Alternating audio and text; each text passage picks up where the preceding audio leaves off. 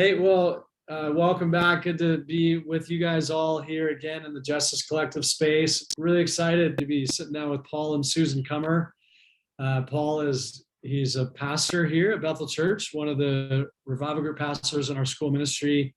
His wife, Susan, they have been married for a little while. How long have you guys been married? 24. All right, 24 years. So a little road traveled, a journey. These guys have been in our environment for several years. They're pastors of a church before coming up here to Redding, little Redding, California. And I'm excited to be sitting down with them. How are you two doing? How's your morning going? Good to see you.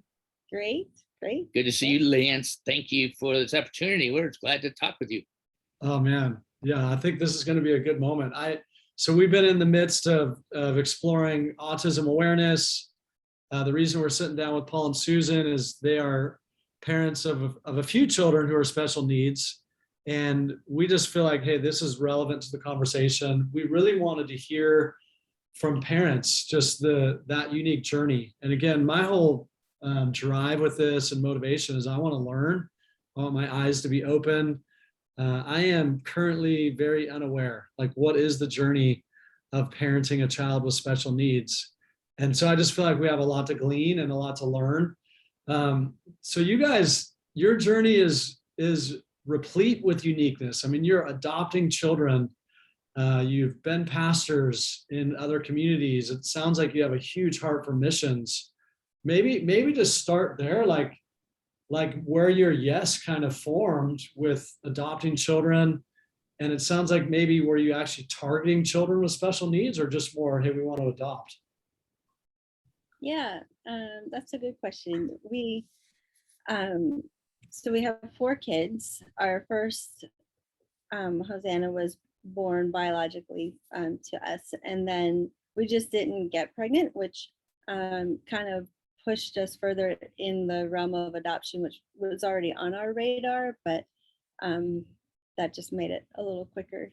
And wow. So that was, that entering that world was a lot of fun, and that was a big education. Kind of addicting at times too, actually. Yeah. What's addicting about being in that world? What do you mean? Oh, the fun of choosing the child, because you can choose the kids, special needs kids, online, and then the going to the nation to get them and realizing, hey, we're bringing a child out of a communist country or out of a Muslim country, and we're gonna not only help them medically or physically, but we're gonna be able to chance to give them Jesus that they might never receive. Yeah, wow, that's exciting. So that and I'm assuming like special needs, maybe some of the context of their lives before adoption, maybe a lot of, I don't know, I'm assuming neglect, maybe a lot of need. Yeah, and really everybody's story is unique, which is, that's true across the board. Yeah. But so some kids, like 2 of our kids really came from some pretty great orphanages. Okay. We have 2 from China. Our 2 boys are from China, and our daughter's from India. Okay. And so they really got some good care. Yeah, they do. In their orphan. It's still an orphanage. It's still not a family. Yeah. So they were set up pretty well. Our other son, who we adopted when he was turning 14, he had a little bit different story. Okay. So that's been and he was there longer. So that's a harder journey. So yeah, there are things, just speaking of special needs, there are things that are, physically visible and just need some healing. And then there's also the stuff that you can't see. Yeah, the emotional things inside. Yeah. Right. Thanks for sharing that. That's beautiful to hear. Yeah, everyone's story is unique, and some of your kids were coming from pretty good environments, but still without a family in an orphanage. So that, yeah, what a beautiful thing that you're saying. Come on into our family. Mm-hmm. So talk specifically about, like, what would you want those of us that don't have special needs children to know about the journey? I think there is some assumptions and some misnomers, like, wow, that must be really difficult, or You know, like we want to hear, I'm sure there's difficulty attached, but we want to hear your journey. We want to hear the beauties, the things that you guys, the Lord's revealed to you about the beauty in children with special needs.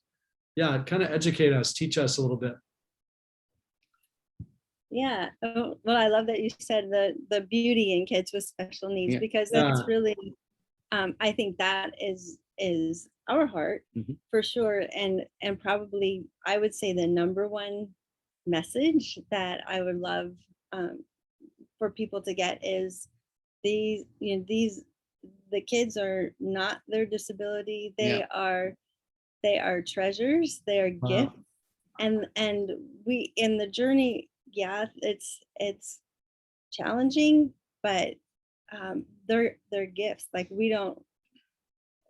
Yeah. We're not just saying that because that's the right thing to say or because that's the godly thing to say. It's because there's challenges, there's give and take, there's sacrifices, but there's always grace, and the kids are beautiful in themselves, and they give us a whole lot more than we give them. So when people come to us often, and other special needs parents receive this all the time, oh, you're going to have a special place in heaven, or wow, thank you for what you've done for your kids. We just want to tell them, hey, we're not any different than anybody else who's doing their part in the kingdom. We are blessed. Yeah. Do you think that's probably one of the most common disparities? Like people perceive, well, it just must be so difficult. And yet what you guys are describing is, no, there's like so much beauty. There's a lot of joy. It's amazing. Is that the common disparity, or are there some other things? Yeah, I think that is the disparity, that they look with pity on us instead of looking at us. Wow, yeah, you've chosen something I might not choose, but it's wonderful. We all have calls in our life, and we all get to fulfill those calls with grace from God. Yeah, I love that. Sure. And I think really our heart is, please see our kids like for who they are, not for what they're not.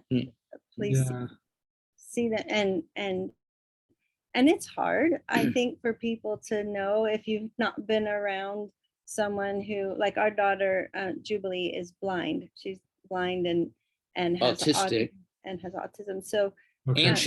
and because of those two things, because she was in an orphanage, she is at the developmental age of about a first grader at 17. Okay. Yeah, so I think that the hardest thing is for people to know, how do I, this is different and I don't know, and that's kind of scary. And so it's easy to see the differences. And so what we found is really helpful is to go, okay, this is how we're the same, especially like when the kids were younger. We've had kids go, why does she keep her eyes closed? Why does she? Yeah. And adults are thinking that, but kids say it. and adults also maybe have a grid for blindness. Okay, why? You're right. So kids, it's so different, and kids are great in that they're willing to voice, I don't understand this. So help me understand. It comes out a little more very helpful, straightforward, but yeah. And so I think so what we learned to be very helpful is to go, oh, like for Jubilee example, well, her eyes don't work, so this is how she does see. This is how she does get around. She carries a cane so she doesn't run into something, but boy, she loves to sing. Do you love to sing? She loves roller coasters. Do you love to go on roller coasters? Finding a place where there's a sing. There's something that, that's the same about it. There's things that are different, but there are things that are the same. Or she's got loves, she's got passions, she's got hobbies, she's got stuff she likes to do in the same way we have stuff we like to do. Yeah, I love that. Yeah, I think like for where my mind goes is the challenge is, oh man, there's such a difference here. How do I relate? How do I connect? So I love what you guys are sharing. It's like there's keys, there's tips, find points of similarity.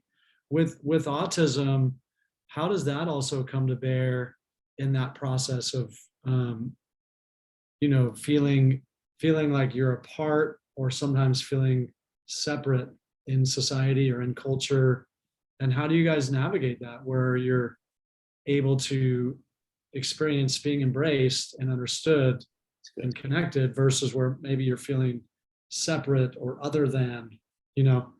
I That's don't know, I don't know if you have stories there. that's a very insightful question. Yeah, tell some stories. Um, and let me just clarify, do you mean specifically, like how do we as a family or as parents? Yeah, I think like for you as parents, and then for you as a parent of Jubilee, I'm sure there's a dynamic of wanting to, for her to experience, being connected and not separate. And so I think it's like all together, kind of what's in my mind. Yeah. And then, and I'm asking this so that like we want to be people that don't contribute to that separateness, like we want to be aware of how to like bring it together and like embrace each other and walk in love as we're called to. Yeah, I appreciate that. And I think, and I will just say that I think that's where it really starts, is having someone who says we're choosing that we want to connect. Yeah. So yeah, it's been a challenge and a journey. Speaking again, every family's experience is different. Sure. And even there's kids that are autistic, but they have different, it's such a spectrum, and there's different triggers, and there's really no different outbursts or not outbursts. right. Yeah. And things that are helpful or not helpful. And so I think for us in the beginning, Jubilee had some really extreme behaviors. I mean, we're talking like chasing us around the house and biting us and biting herself or lashing out. And so it really became kind of like, okay, we actually don't want to, it's no fun to go in public. It's no fun we stopped going out to restaurants. As a family, we had to modify things that way. Yeah. Right. Yeah. So, and even once, once things start getting under control, there's always this, you always have a plan B and an escape route because you're not sure how she's going to respond to exterior stimuli. Right. Yeah. So there are definitely moments where we're sitting at a restaurant and we had no idea what triggered her, but suddenly she's throwing stuff off the table, and we're like, okay. And screaming and crying. So we just have to have a plan B to leave the restaurant and maybe take our food with us or not take our food with us. Yeah. Yeah. And and there's been so some of it is there you find out people who are brave enough to enter that world with us, like friends who go, I'm not going to be put off by that. It's okay. And I know you may need to leave our house early, or we know. Grace is given without judging the parents and assuming that, wow, they can't control the child, or don't they have tools to help this situation? Well, yeah, but sometimes the tools don't work, or we can't control the child necessarily. Wow. Even that phrase that they would offer, hey, we know you may need to leave early. It's okay. That's not gonna be off-putting to us. That's really empowering right there. Maybe sometimes people don't even know what to say, but that thought you just expressed, Paul, that's pretty huge, that people might carry a judgment of like, wait, why can't these parents get it together? Whoa, ouch. Well, yesterday at Walmart, because we have had this journey, there's a young girl screaming bloody murder, little girl. I didn't bother looking. I didn't judge, and I was hoping people would just let it happen, because chances are she was disabled or special needs, or maybe just having a tantrum. But don't judge the parents, and just give them grace, realizing, hey, they're doing the best they can do, and don't look at them, just pray for them. That's great. That's really good input. Yeah, we definitely, I don't know, there's a trigger in us as people where we're like, hey, get it together over there. Yeah. On an airplane, somebody's Right. screaming, yeah, I don't know, in Walmart. Right. And what you're saying is really, really needed. It's like, hey, they're doing their best. Come on. So I think we've, in terms of navigating that world of feeling separateness, some of it for me early on was trying to, my first thought was, I want everybody to be comfortable. So I don't want to make other people uncomfortable. So we're not Mhm. going to go to the park or what, because then it can get really awkward and people don't know Yeah. what to do. And I hate those awkward moments. And so it was pushing past that and going, this is important for our kid, for our family to be able to go and experience the world, to, and it takes courage to not just hide. Hmm. Um, Hmm.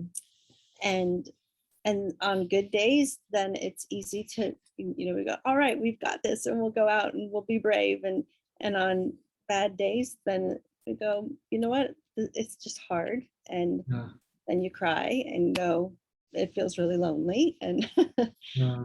so that's where support groups Yeah. are really huge. Mhm. And other parents who you don't have to, you don't have to explain. They've been there, they know, and they can laugh at your stories too and go, yeah, this was the most ridiculous thing. It was so embarrassing. And like, you just don't know when someone's going to strip off their clothes or have an accident or Yep. who knows what. Yeah. And so that's super helpful, is being connected with other parents who have been, and families. Yeah. How Yeah. do you guys find those relationships? Is that pretty common to have access to support groups? Or is that something you have to be super intentional with? I'm thinking about if there's others out there listening to this interview that may be feeling really isolated and are looking for connection with others. Hmm. Yeah. A lot of times through the schools, they can, kids will be in a classroom with other Okay. kids with special needs. So a lot of times the schools will point people to resources. More and more churches are becoming aware of it. I mean, lots of churches already are, but I think Yeah. more and more it's becoming a, hey, we need to take care of our families with special needs kids. Yeah. That's good. So not impossible to find those other relationships that kind of like attracts like. And Mhm. Sure. And sometimes it's just, even if it's a Facebook group, Yes. yeah, those that's are great. super helpful. Yeah. What are some of the ways you guys have learned more about the nature of God through your children? Those with special needs in your family specifically. Yeah, that's a great question. That it really is what keeps you going through the hard times, is when you realize, wow, God's teaching me something. God has Yeah. set us up to mature us and to set us up for even greater impact, because we're learning from our daughter, who I can just say proudly, and I tell my revival group this all the time, she'll beat anybody in a declaration battle if we're declaring what's true about God. She just loves making declarations. She loves, and only he got to do a declaration to make it really good is just some hooah or some exclamation, because she is an autistic child who just loves sounds. So she teaches us that, hey, when she teaches us love of God and connection, because every time we hug her, every time she greets somebody, they hug her because she loves to hug people. And she says, hug mommy, hug daddy. So she's bringing bridges between people all the time. And I believe when she gets her eyes and when all the autism fades, she is going to be such a connector of people and a connector to God that I don't think we know what's coming. Wow, that's awesome. Is there anything that you would want people to know about, like what I mean, we're talking about your kids here, but children with special needs, children with disabilities, like maybe we're not aware of like things that they carry and ways that they're Mhm. just uniquely special, graced by God, you know? Like maybe the definition is, well, no, they just have these needs. And you said earlier, it's like, no, I don't want people to just relate to my children out of what they don't have. I want people to understand what they do have. So can you speak to that a little bit? Yeah, I think, so I think that it would be helpful for people who are wanting to connect with our kids is even just asking the question of, hey, what do you love to do? You know, what do you spend your time doing? And some kids, you know, especially ones that are, you know, verbally challenged, they may not have the vocabulary to express that, but even that, just even addressing the question to them is helpful, because it says, I see you. I Yes. acknowledge you are, you know, here you're your own person. Yeah. And I'm Yeah. asking you the question, and even if their parent has to answer it. I acknowledge you have gifts and talents and you have a future, Yeah. present and a future. It's good. Yeah.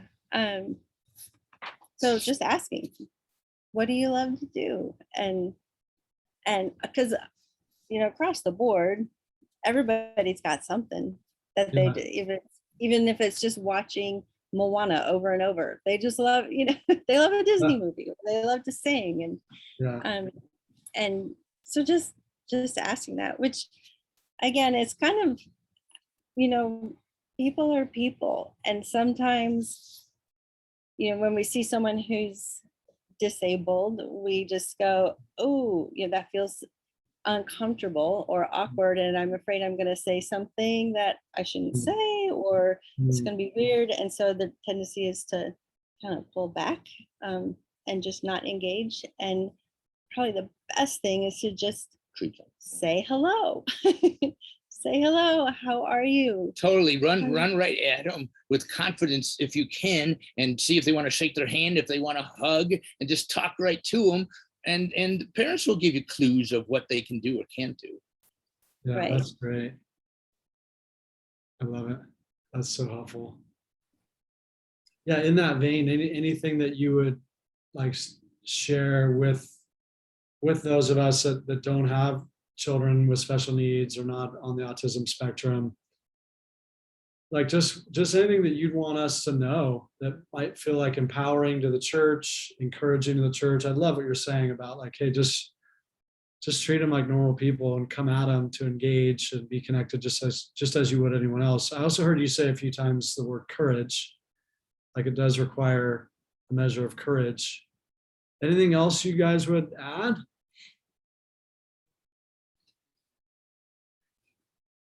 I don't know. I'm trying to think that way. Yeah,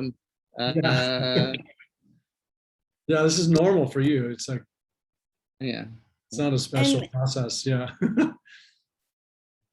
I had someone once asked me, and I thought, oh, that's so helpful. They literally said, hey, what do I need to know about interacting with Jubilee? Tell me what I need to know. Tell me what's helpful. Tell me what's not. So that's then I can go, oh yeah, like don't surprise her. She gets triggered with coughs or sniffs, or so she may start getting upset. Like if you're gonna, you know, or don't touch her right away, or whatever, you know, things like that. So, and because every kid is going to be unique, so even just asking that question, hey, what's helpful? What do I need to know about interacting with your child? right. Is that's for in terms of a one-on-one interaction. In terms of the church, Yeah. I think Paul touched on that before. Just it's huge to be given grace. Like we want our kids to experience the Lord. We want our kids to connect with other people too.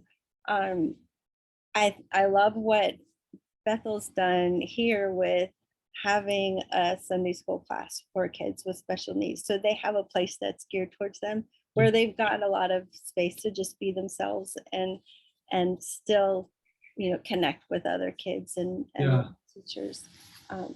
That's huge. And even in the younger ages with the nursery, maybe they need a buddy, but they want to be in there. They don't have the skills or the capacity yet, maybe, to be in a mainstream Sunday school class by themselves. But hey, they would do great with just a buddy. So for churches, just to have that conversation with parents, with families, to say, hey, what works, what doesn't work, what's one step that we could have, even if it's, like there's a crying baby's room. If there's another space for my kid's having a hard time, I don't want to have to take him out to the parking lot because he may be fine in 5 minutes, and then we can go back in the service. Or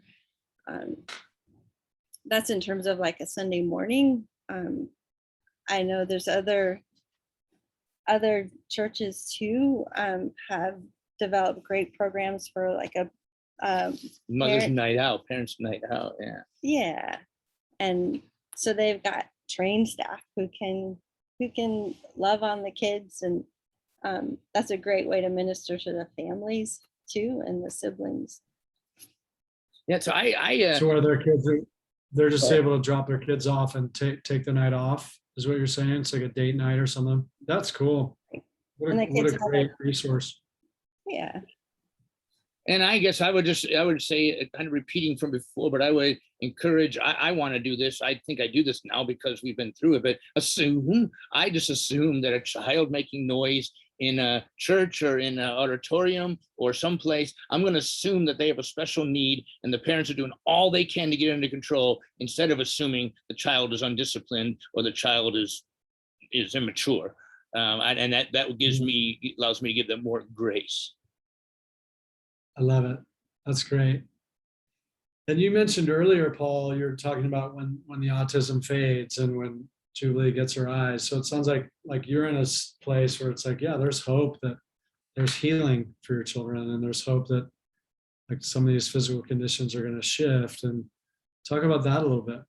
Oh, that's a great thing to talk about. We're one day closer every single day to Jubilee getting eyes to pop out from inside her head to actually see. They never formed for her, and we believe that, and that is the great hope, that one day we're one day closer, and it's just going to be a blast to see the glory that God gets when she sees, and when she maybe hopefully jumps from first grade to third grade developmental skill in 1 week, and then another week, and it's just, and she's gonna be able to declare herself the wonders of God. That's good. That's beautiful. And until then, we will love her because she's our child. We will serve her. We will grow from her, and we'll just we'll pour into all we've got because she's our baby. Mm-hmm. That's good. Well, this is great talking to you guys. Super, super hopeful. I feel like very eye-opening for us. And anything else that I haven't steered you towards that's on your mind, just as we're kind of shutting this down or starting to wrap it up? And if you don't have anything else, that's great. This has all been very good. I just want to make sure there's a chance for you to chime in extra stuff if there's anything. Yeah, thank you. I just appreciate you starting the conversation, because I think that's, for a lot of issues in our world today, that's where it starts, is just, hey, I don't know, and acknowledging I don't know what to do. I don't know a lot on this subject or how to navigate this. So help me understand. So I appreciate that. And again, I would say it takes courage to have those conversations, because it can be awkward. Thank you. Thanks for saying that. I do think that's, it's appropriate. It's like, can we broach the subject? And maybe some people are unwilling to broach the subject, but it does make it easier when you're talking to people with authority. Like you're not just coming at this from like a theoretical lens. It's like you're living it. So that feels helpful. It's like, let's talk to people that are in the know versus people with just opinions. whatever we're talking about. If we're talking about parenting children with special needs, if we're talking about racial reconciliation, if we're, if we're talking about human trafficking dynamics, it's like, yeah, let's talk to people that are like in the fight or in that landscape, and they know what they're doing. I think that helps. And I think another thing, there's families have adopted or have more special needs kids than we do, that are in the fight even more than we are, since our kids have grown up a little bit now. That I think a great thing would be, because sometimes parents do get tired, especially moms, if they're the main caregiver, to ask, can we bring you a meal? Can we help? How can we help you? Because if people have multiple special needs kids, it's a beautiful thing, but it's also a very tiring thing. Yeah. That's good. I love it. Man, we need to start that. We need to start that date night thing, or mom's night out, or whatever you called it. Like, that would be okay. We have a to-do list item. I'm gonna add on to what Paul said there too, because especially in this environment, with believing for miracles, and that what we see in front of us is not necessarily what's possible in this lifetime. And so there is a tension with our kids in believing for the miraculous, believing for breakthrough, for healing, and the same as anyone else who's going after breakthrough in whatever area of their life. We need encouragement along the way, and people who will just feed that hope that, it is, you're one day closer, and this is what the Lord is up to. And especially in those days where, like, wow, this is like, we're in this for life. Yeah. Unless something changes, this is going to be, something that we're facing the rest of our life. Like, sometimes that can feel really overwhelming. But to just have people that remind, maybe you can't do a date night, maybe you can't provide that, but everybody can speak hope, and just go, what, God's up to something. And today, let's speak hope for today. His grace is sufficient today, and we're believing for the miracle with you, and we're gonna support you until that miracle comes. Yeah. Wow, that's great. That's really good to hear. That's a good word. Thanks for sharing that. Well, yeah, I've loved this time together. Thank you guys for making time to speak with us, hoping that this word gets out to the people that need to hear it, and they're feeling the same encouragement I'm feeling. And thank you guys for, being willing to open up your journey to us. Very empowering, super encouraging. And thankfully I get to see you guys around this place. So, and we're glad to be with you often, Lance. Thanks for letting us share the story. Thanks for caring enough to do it and asking really good questions. No, it's our pleasure. So grateful. Okay, I'm gonna officially say goodbye. So those of you guys that are joining us in this moment, as always, we really love to hear feedback, comments. Please let us know things that are on your mind in terms of the subject that we're approaching here. We'd love to take it further than just this interview and talk to you guys that are out there actually hearing this interview. So give us your questions, your comments, and that'll help us continue to provide good content for the journey you guys are on. But specifically, like for this conversation of autism awareness and children with special needs, like please chime in. Let us know what's on your mind. We'd love to hear your stories. I'm sure there's other parents out there listening. We'd love to hear the insights that you guys carry. And that's really our mission here with Justice Collective, is to do something that's, broader and bigger than just me, myself. It's like we're a family. Collective really means family. It's this growing network of Jesus followers that are actually doing justice. And so chime in, let us know your perspective, share your stories. And in some cases, we may be reaching out to you guys for conversations with you as well. So thanks, Paul and Susan. I love you guys. I'm going to officially end this. And so peace, adios. Thanks, Lance.